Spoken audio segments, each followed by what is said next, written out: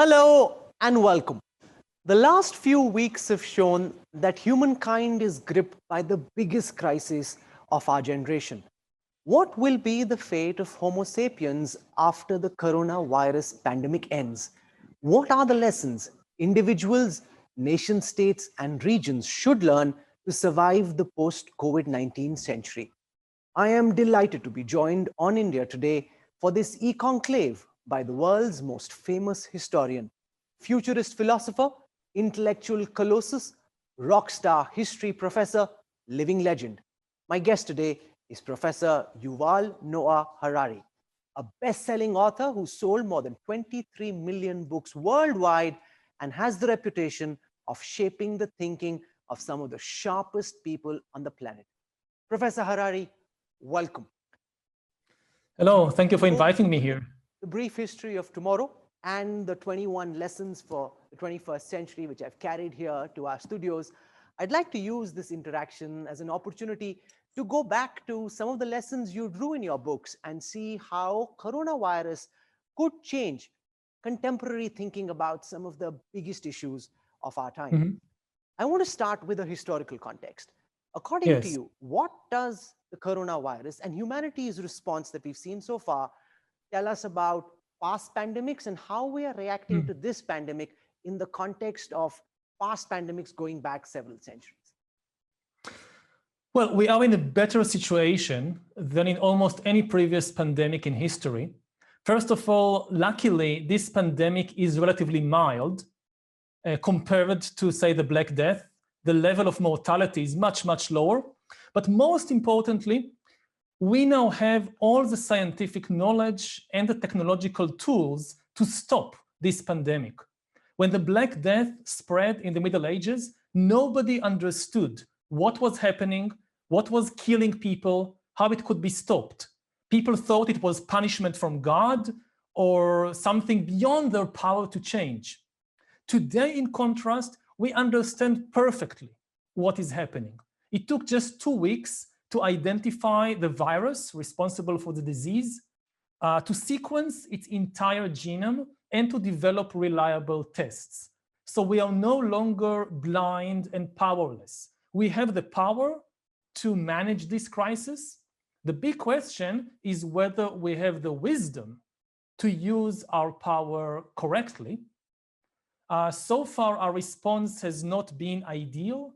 What is lacking above everything else is a united global plan of action of how to deal both with the epidemic itself and with the economic consequences.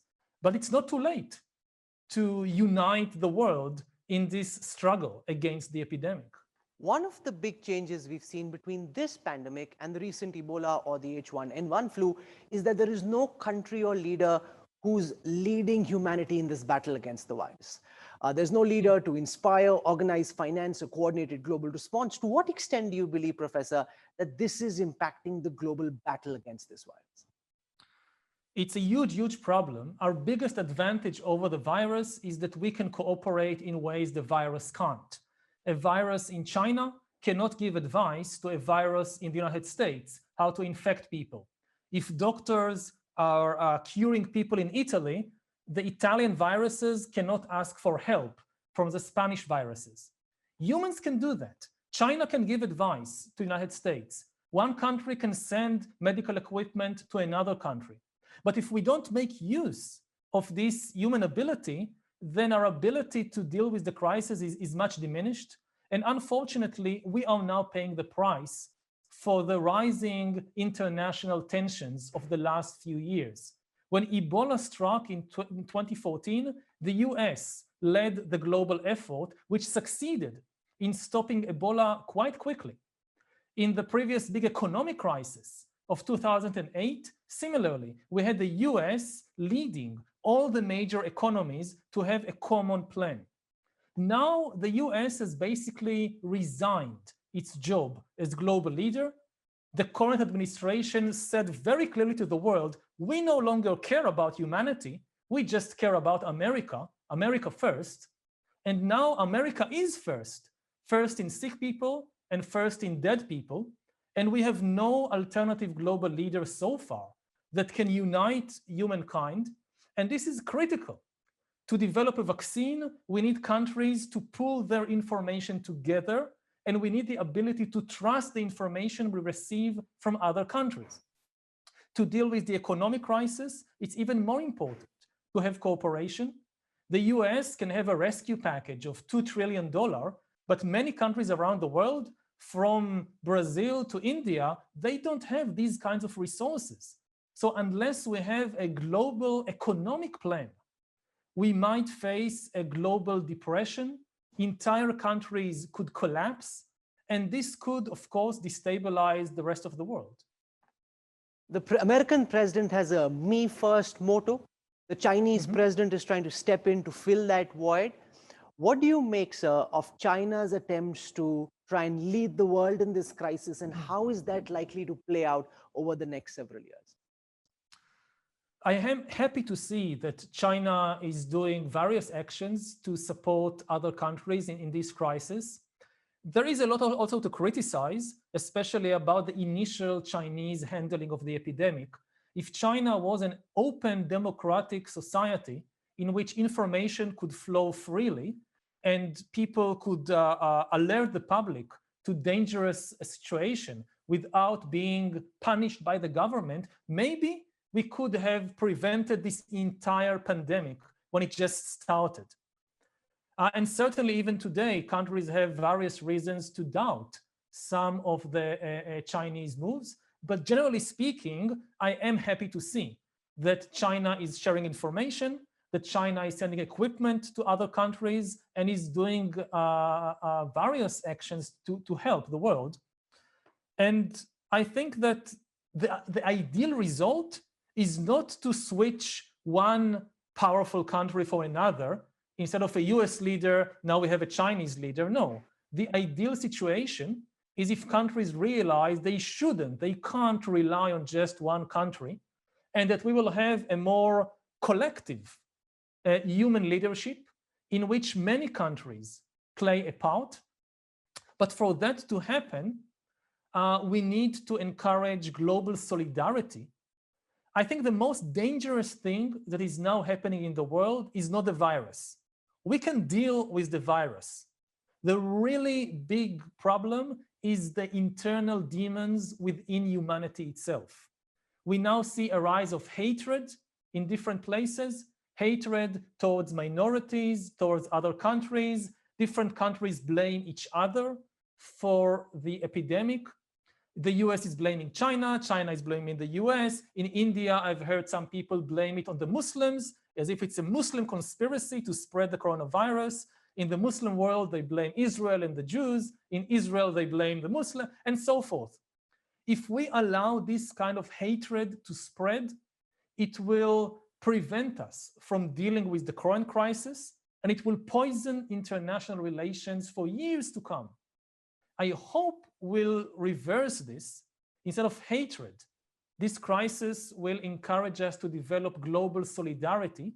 And if this happens, it's not just that we'll be able to deal with this crisis much more easily, but we will be able to deal with future crises like climate change also much more easily. You know, we want to tell every single person who's watching on television, on Facebook, on our social media, on Instagram, you can send us questions. This is our first Zoom webinar. Professor Harari is live. Send me your questions, and I will start picking some of those questions that are coming to us in Zoom, and I will start asking them to Professor Harari in just a moment from now. Professor, this virus has seen several short-term emergency measures being implemented, which were completely inconceivable just a few weeks ago. Which of these short-term emergency measures do you believe are likely to become a permanent feature of our lives going forward? The most likely and dangerous measure is surveillance. We're now seeing mass surveillance systems established even in democratic countries, which previously rejected them. And we also see a change in the nature of surveillance. Previously, surveillance was mainly above the skin. Now it's going under the skin. Governments want to know not just where we go or who we meet. Above all, they want to know what is happening under our skin. What's our body temperature? what's our blood pressure, what is our medical condition. This is, of course, necessary to deal with the epidemic. But if this remains in the long run, there is a danger of establishing new, unprecedented totalitarian regimes. Because if you constantly gather biometric information on people, what's happening inside their body, that can create a much more dangerous dictatorship than anything we've seen before in history. Previously, governments could know, for example, that you are now watching this TV show or this clip on YouTube, but they didn't know what you're actually feeling and thinking. So, okay, you now hear me, they know that, but do you agree with me? Are you afraid? Are you angry? Are you bored? They didn't know. However, just imagine that we have this kind of biometric surveillance, like everybody is wearing bracelets, which constantly measure your heartbeat, your blood pressure, your body temperature. That can tell whoever is monitoring you, not just if you have coronavirus. It can also tell them how you feel, because feelings are also biological phenomena. They can know if you are now scared of what I'm saying, if you dismiss it as nonsense, if you are laughing, if you are crying. So just imagine a place like North Korea in 10 years, when everybody has to wear these biometric bracelets, and you have to watch an important speech by the big leader, maybe on television. And as you listen to the big leader, they are monitoring your body. You can smile, force yourself to smile, and you can clap your hands. But if you're angry about the big leader, they'll know it. It's the kind of totalitarian regime that even George Orwell in 1984 couldn't imagine. But it could happen in a few years if we are not careful. But at this moment, if you ask people to choose between concerns about their privacy and concerns about public health, most people who are watching you would pick health. How do you ensure that the totalitarian surveillance, the ubiquitous sensors, the powerful algorithms, the under-the-skin surveillance that you're talking about come in only as a temporary measure and don't become a part of the new normal? The problem with emergency measures, they tend to stay forever because there is always a new emergency. The government could say, well, this is just for a few months to deal with coronavirus. But even when coronavirus is down to zero, they will say, wait, but there is a second wave coming, so we have to be prepared. And maybe there is a new Ebola epidemic or a new flu, and we will keep it. So the danger is there. And in order to prevent it, people should realize they shouldn't have to choose between privacy and health. They should have both. When I go today to my family doctor, I don't have to choose between health and privacy. In order to get good medical care, I give the doctor a lot of private information about my medical condition, my habits, even my sex life. If there is some sexually transmitted disease, the doctor might start asking me questions about my sex life, things that I don't even want my husband or wife to know. And I trust my doctor to keep this information private and just use it to take care of me without telling it to my boss or to my spouse or to the government. So I can have both health and privacy. And it should be the same with this system. One guideline is, yes, we need a new system of monitoring people with disease to stop epidemic, but it should be a separate healthcare authority, completely separate from the police, from the army, from the secret police. It's not their business. This is not a war. I know many politicians say this is a war. It is not a war. It is a healthcare crisis. We don't have soldiers with rifles storming enemy positions. We have nurses in hospitals changing bed sheets. You don't need expert killers to manage this. You need expert caregivers. So we need a separate authority to be in charge of this surveillance. And secondly, surveillance must always go both ways. It's not just the government monitoring the people. At the same time, the people should monitor the government. This is a democracy. In a dictatorship, it only goes both ways. The government watches you all the time. You don't know what the government is doing. In a democracy, it should go both ways. For instance, right now, governments all over the world are handing out money like water. Like the US is now having a rescue package of $2 trillion. Now, as a citizen, I want to know who is making the decisions and where the money goes. Do they use it to save big corporations whose owners are friends with the politicians? Or do they use the money to save the small businesses of ordinary people? I want, okay, you monitor my health, that's important. At the same time, I monitor what you do with the money. If you have this two-way system of surveillance, then this is democratic.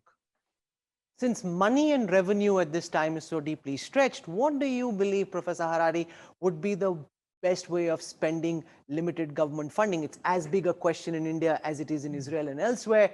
All companies cutting across sectors need help. The big companies need help. They employ huge numbers. Small companies need help. They employ lesser numbers. And poor people need help the most. Yeah. Where should limited public financing be spent, in your view? Well, I'm not an economist and I'm not a medical expert, so I don't want to give advice about something I don't understand deeply. The two important things are, first of all, that many countries simply just don't have enough money. And this is why we need a kind of global safety net. We need in this time, in this crisis, that the richer countries will help the poorer countries. Otherwise, they'll just won't be able to deal with this epidemic. So that's a first principle. And the second principle is that ultimately it's about taking care of people, not of corporations or banks or anything like that. So ultimately the way to judge whether things are working or not, whether we spend the money in the right place, is not what is happening to the stock exchange. It's not what is happening to the Dow Jones or to the Shanghai Composite or any other. No, it's what happens to ordinary people. If you see that the stock exchanges are going up, but ordinary people are starving and don't receive good health care and don't have jobs, then you know that you spend the money in the wrong place, even though the stock exchange is going up. In countries like Israel, Hungary, we've seen governments use emergency decrees to assume powers they would not be able to enjoy under normal circumstances. Do you see forces of big government, bigger government, and nationalism getting emboldened because of this pandemic? And do you think that's going to be a trend that's here to stay?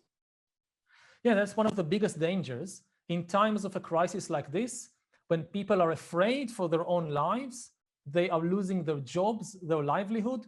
Many of them dream about some strong, powerful leader that knows everything and will protect us, and they are willing to let go of all the democratic checks and balances and just trust in one big leader. And that's extremely important, that's extremely dangerous.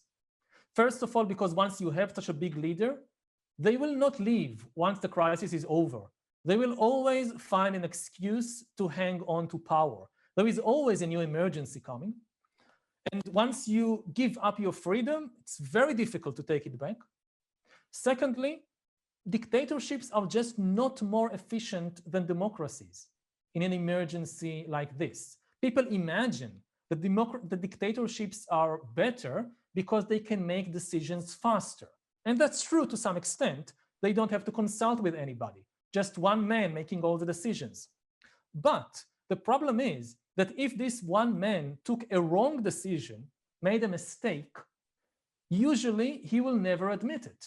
He will just blame others. I made the right decision, but there are traitors and enemies, and because of this, the crisis is only getting worse.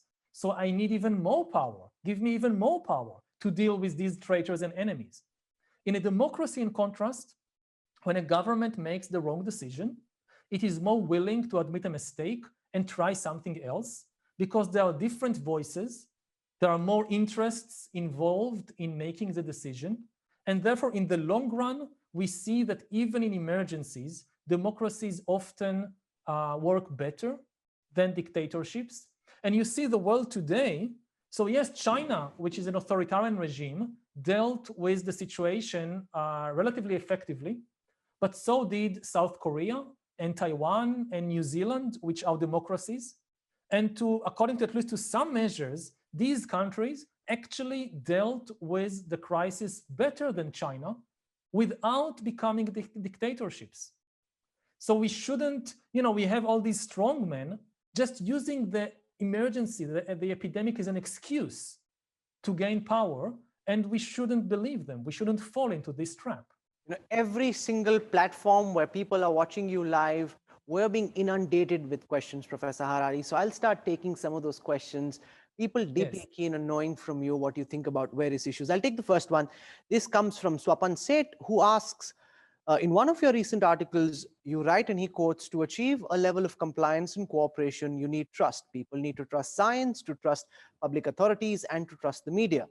You then go on to say that the coronavirus epidemic is a major test of citizenship. He asks, how can governments build trust with citizens? Many governments haven't. How can people improve their sense of citizenship? So two things. First of all, tell the truth. If for years you are lying to citizens, and citizens are not stupid, they realize that the politicians are not telling them the truth, then in a crisis like this, they will also disbelieve the government. But it's not too late. Even if politicians have been spreading disinformation for years, in a time of crisis, people can change their views very quickly. And if you are honest, if you tell citizens, look, I know I've previously spread disinformation and I apologize for this, but now this is the truth. If people sense that this is done honestly, I think they can change very quickly. The second thing is the reliance on scientific authority. Again, in the recent years, we saw various politicians attacking science, saying that science is unreliable, that scientists are just an elite disconnected from the people, so people shouldn't listen to them, and casting doubt on scientific theories like the theory of evolution or like climate change. In this emergency, one of the good things we see is that suddenly everybody, almost everybody, are turning to science. In Israel, they closed down the synagogues. In Iran, they closed down the mosques. The churches all over the world are telling people, don't come to church, don't come to the temple. Why? Because the scientists said so. We see that even religious zealots in this time of crisis, they turn to science. And I hope people will remember this, and that as a result of this crisis, we will see better scientific education and more trust in scientific authority, not just about epidemics, but also about other things like climate change. Anju Yadav asks, Professor Harari, how will this pandemic affect the global balance of power? Will it restore forces of international cooperation, or will it strengthen forces of nationalism? Well, that's our choice. I can't predict the future because the future depends on the decisions we now make. If each country chooses to deal with this epidemic on its own, blaming the others for the epidemic, trying to get all the medical equipment, competing with the other countries, not sharing information reliably, then it will make it more difficult to stop the epidemic, and it will poison international relations for many years. If, on the other hand, countries choose to cooperate, to distribute medical equipment in a fair way between the rich and poor countries, to share information, to even send medical help from one country to the other, it will make it easier to deal with the crisis, and it will create a much better international system for the future. So it's not inevitable, it's a matter of what we choose, and I hope we choose global solidarity and not nationalistic competition.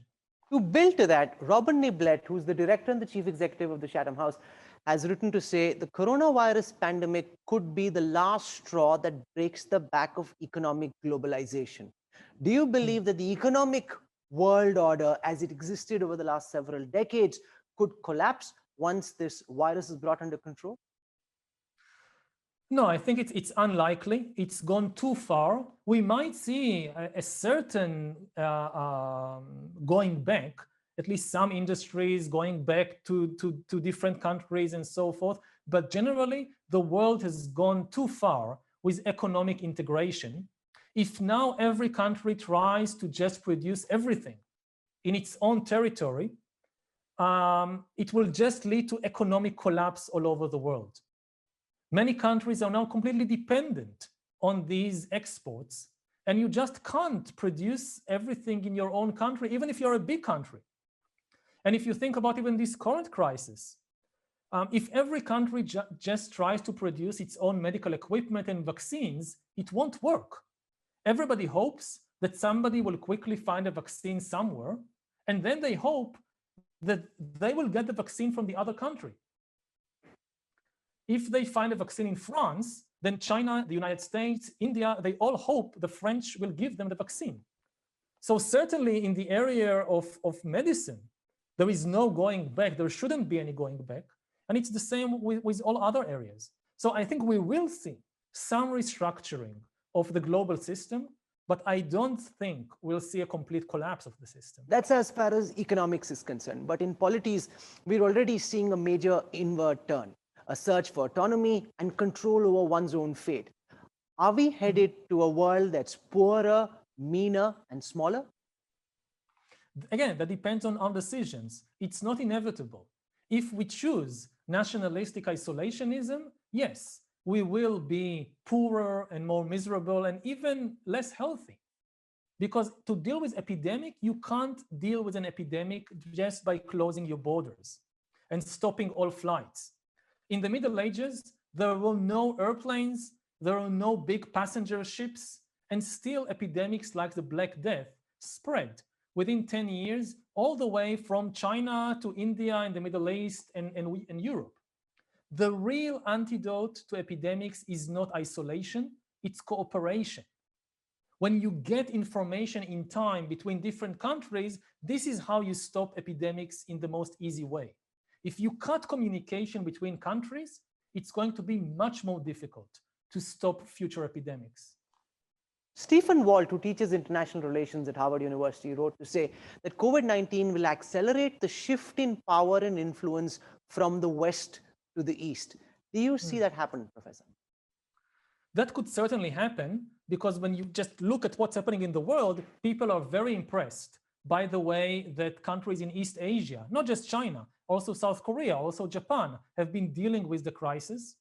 Whereas Western Europe and especially the United States present a very, very gloomy picture. You know, in the last few years, the world have lost trust in American leadership. Now the world is losing trust in American competence.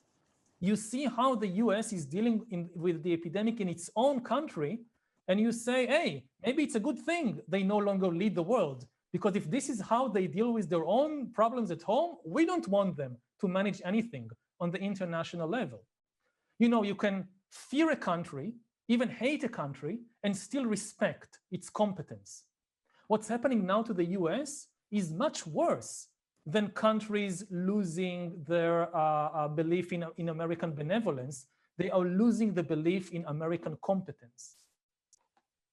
I want to just for a few minutes play pop publisher and go back to your book and ask you, Professor Harari, if your publisher were to ask you about the various themes you touch upon in 21 Lessons for the 21st Century, and you were asked to rewrite those chapters, what would you change? And I'll start with immigration. Countries have already been trying to close borders, but what this virus has shown is that the real border is not between nations, it's between humankind and the sphere of the virus.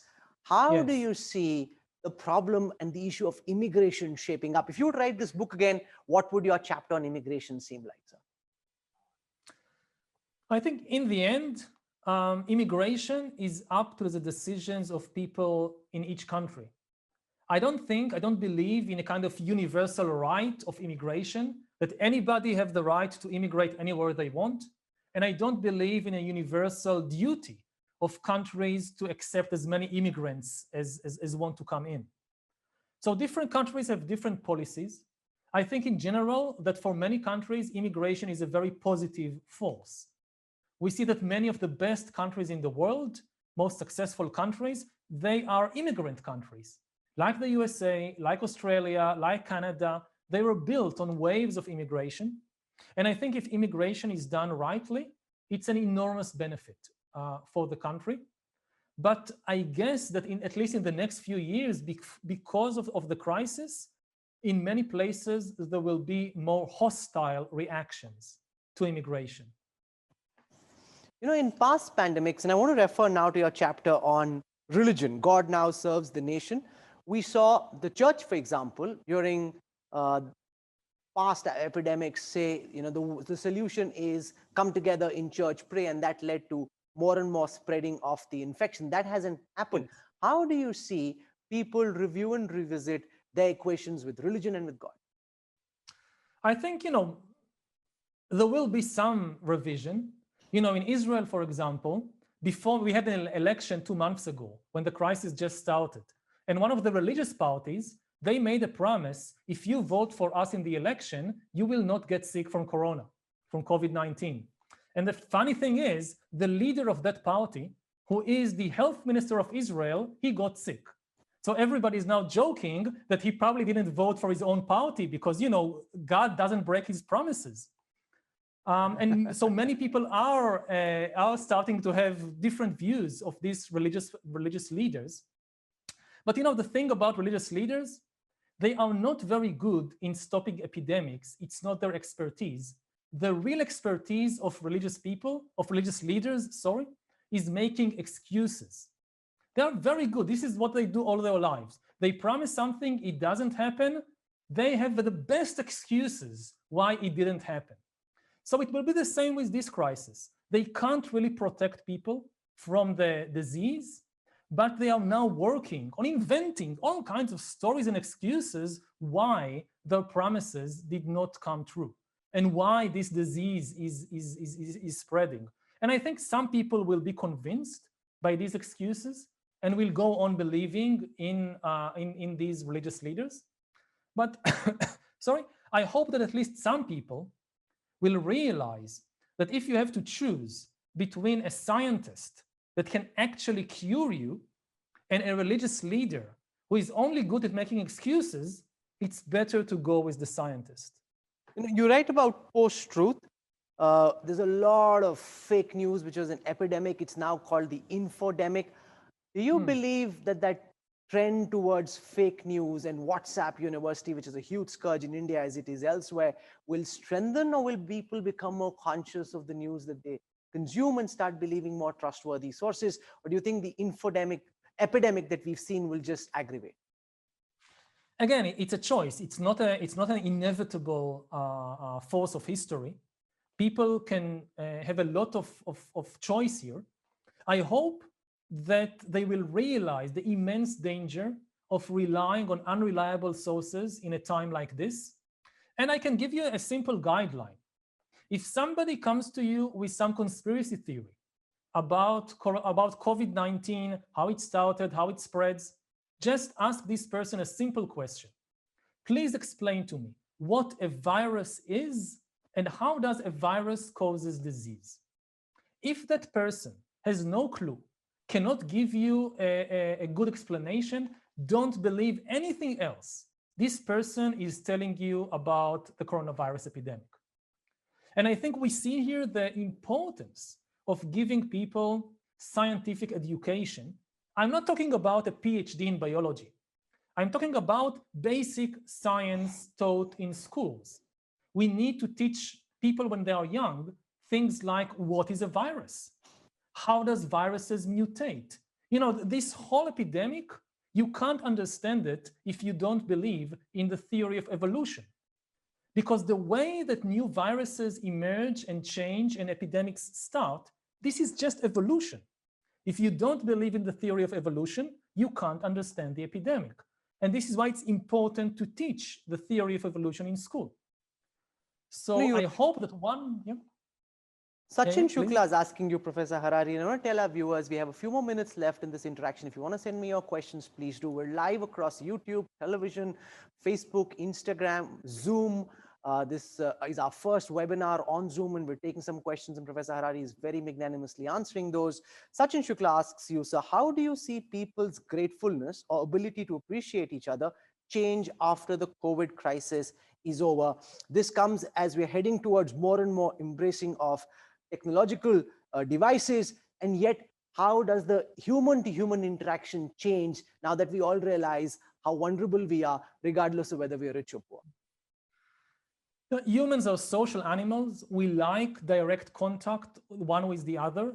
We have to postpone it for the duration of the crisis, because this is how the viruses is using our best instincts against us.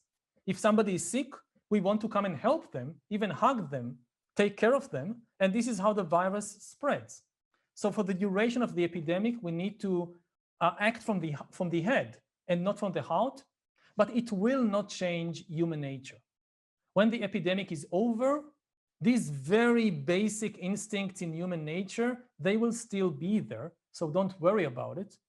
To give a historical example, when the AIDS epidemic spread in the 1980s, it was much worse than what is happening now. If you got AIDS in the 1980s, you died. It's not like 1 or 2% mortality. It's 100 or 99% mortality. And some people were completely abandoned by the state, like the gay community was completely abandoned. Politicians said, good, it's good that they'll die. And what you saw is that actually people came together. LGBT activists established voluntary organizations to help sick people, to spread reliable information, to struggle for political action, for political intervention. And after the epidemic, actually the LGBT community was much stronger than it was before the epidemic.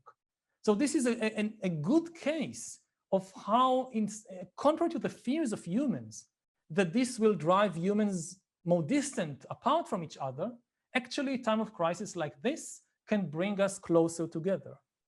Vidya asks you, sir, what are the lessons humankind should learn from this pandemic to ensure that we don't end up in a similar situation again? And do you believe, on account of climate change, the possibility of the frequency of pandemics increasing is high?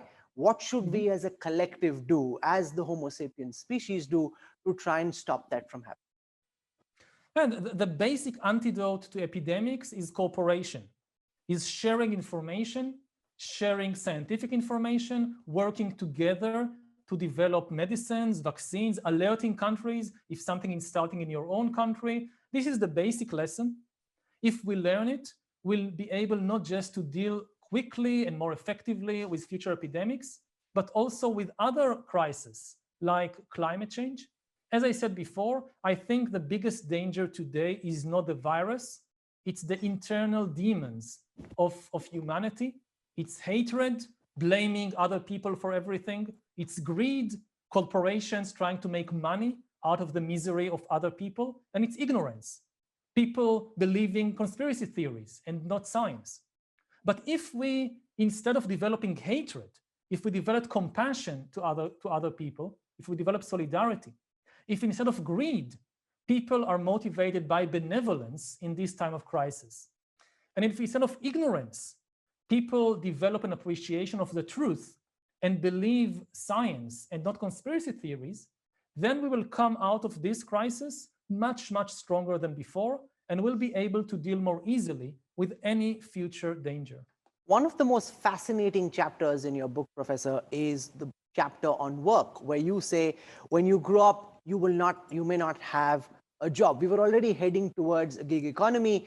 Now, with so much fear about sanitation, about spreading disease, we're already likely to see companies move towards greater automation, more artificial intelligence, deeper machine learning. How does that impact my child, who's 4 years old right now? When he grows up, what's the kind of job or work environment he should be prepared for?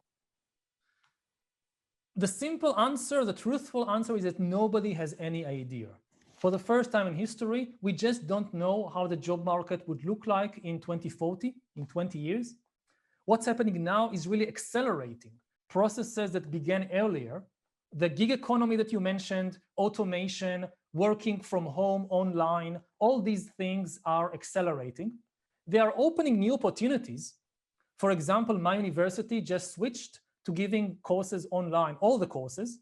So this may have an opportunity for somebody in India. Maybe my university in Israel could hire you, because if the course is online, the professor can be in Delhi, doesn't have to be in Jerusalem.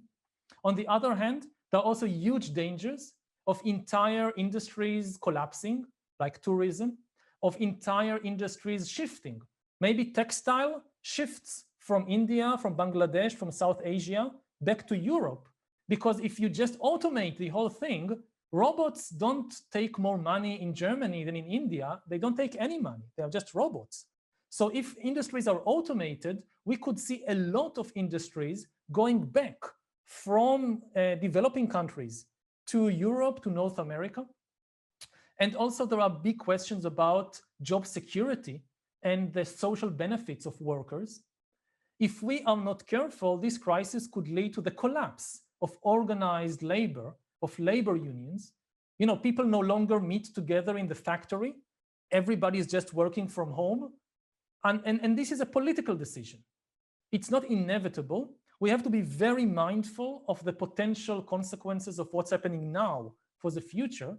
So when governments have these new economic plans, they should constantly be reminded of the importance, not just of saving big companies, but of protecting the rights of workers, of protecting organized labor, of protecting small businesses.